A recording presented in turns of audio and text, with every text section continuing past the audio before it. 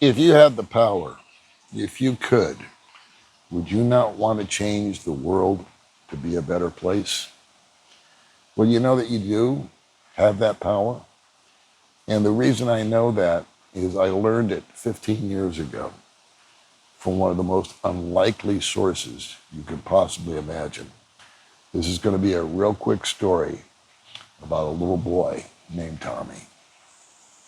Well, I don't think it's any great stretch of the imagination if I was to say to you that as we travel through time on this thing we call life, life can be and is often hard.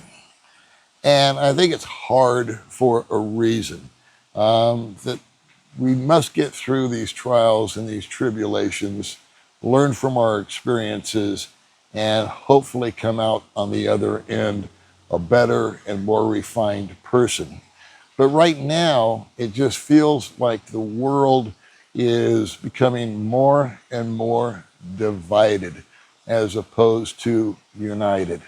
There's a lot of people right now in my home country here in the Philippines that are suffering from natural disasters, that are suffering from financial insecurity due to powers and things that are beyond their control, waiting for others to make decisions that will possibly bring their life back into a normal lane that they can drive and continue to navigate as they do this thing and as we do this thing called life. And I felt, as I was thinking about all of this, how hopeless I felt and how inadequate I felt in order to make any kind of a change or any kind of a difference in anybody's life. And then, out of the blue, came back to me a story that I heard 15 years ago in church, a true story about a special needs child who did change his immediate world for the better. The story is there was a gentleman who had a little boy that was a Down syndrome child, and his name was Tommy. The father's name escapes me. But the father and Tommy had a very, very close bond, and they did a lot together. His father was an exceptional person. And as Tommy grew older, he wanted to take on more and more responsibility. And due to his condition, he was somewhat limited in what he could do and how far he could go. So, what he wanted more than anything was to have a little job and to make a little bit of money and to be productive. So, what his father did was there was a local grocery store in the town that they lived in. And the father went to the manager of this store and said, "Listen, would it be okay with you if we gave, or if you gave Tommy a little job here at the market?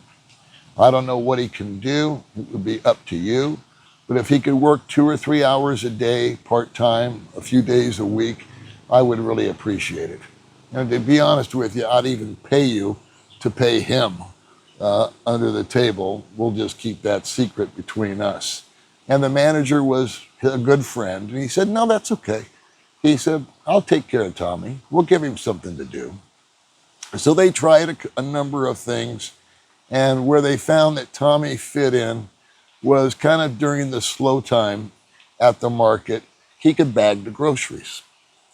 And as you may have suspected, it took him a little longer than usual to figure out and to navigate how to put the heavy cans in the bottom, and then the eggs and the bread and the softer items on top, and the proper way to double bag some things and to place it carefully in the cart. And pretty soon, he actually became pretty adept at it. And the one thing that the cashiers that worked with him noticed was that he was always chipper. He was just always happy. And he was just glad to be there, and he loved helping. And so they were very happy with him. And the father checked in with the manager and said, how's Tommy doing? He said, he's doing really good. We're really happy with him. And I'm glad that he's here. And Tommy had this great big name badge that he was super proud of. And one day, Tommy came home from work and said to his father, he said, Dad, do you know that everybody knows my name at work? And he goes, well, yeah, son. He says, you've got that name badge. He says, yeah, but they call me by my name, and it makes me feel so good. I want to do something extra for my customers and for my workplace. And his father said, well, what did you have in mind? He said, well, I was hoping you could help me with that. I can't figure out what I should do or what I can do. So they brainstormed at the kitchen table, and they came up with notes. And they sat down and they wrote on little scraps of paper, little pieces of like Post-it notes, if you will, positive affirmations. They said things like, you're my favorite customer. I'm always glad to serve you. You always look so nice. You are a really good customer. I was so happy to bag your groceries today. You are a special person to me. Thank you. And he would sign it, Tommy. And he had 30 or 40 of these little notes that he came up with of positive affirmations. And went to work and did his thing. And as he was bagging the groceries, he would now place the groceries in the cart. And then just before the customer would leave, he would hand them a note. And the customers would look at the note, and right there they would pause, and they would open it, and they would read it, and they would always give Tommy a great big smile. And some of them actually became a little emotional. And this continued on for a while. Now, as you may have imagined, when Tommy first started working there were some customers that when they saw Tommy working a little slower than some of the other baggers, they avoided his lane. They were in a hurry. They needed to get to work. They wanted to get home.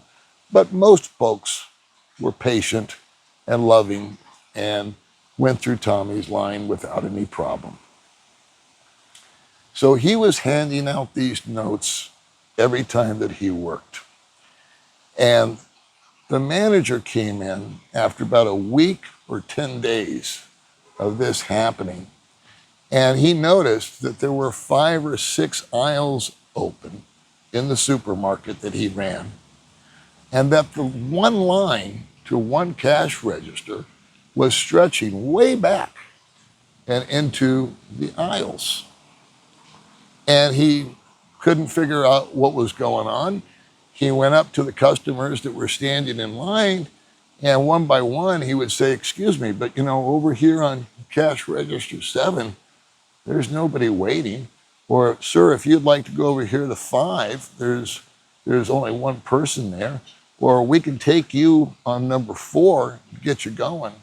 You know that every single person said to the manager, that's okay. I'd rather wait for Tommy.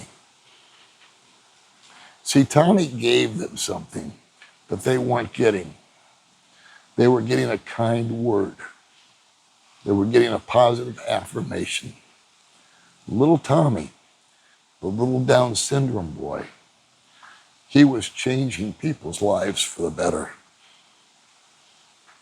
Don't you think that you and I could possibly learn and try to be a little bit more like Tommy? I'll see you guys next time.